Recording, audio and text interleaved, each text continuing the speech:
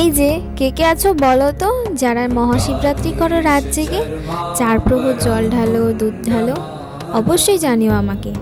তো কাল ছিল মহাশিবরাত্রি যেহেতু দুদিন পড়েছে, আমি সোমবার দিনটাকেই বেছে নিয়েছিলাম করার জন্য, যেহেতু সেদিন বাবার বার।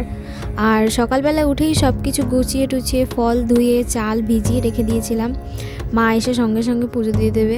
আসলে জানো তো, আমাদের বাড়িতে মহাশিবরাত্রি করা হয় একটাই বড় কারণ, আমাদের বাড়িতে শিব প্রতিষ্ঠান করা আছে। আর এইবার আমরা ব্রাহ্মণ বলিনি, কারণ অর্ধেক লোকই পুজো দিতে আসবে না বলেছে আমাদের বাড়িতে, তাদের নিজেদের পার্সোনাল কারণের জন্য। তো যাই হোক, দেখো তোমাদের সঙ্গে কথা বলতে বলতে আমি মালাটাও গেঁথে নিয়েছিলাম।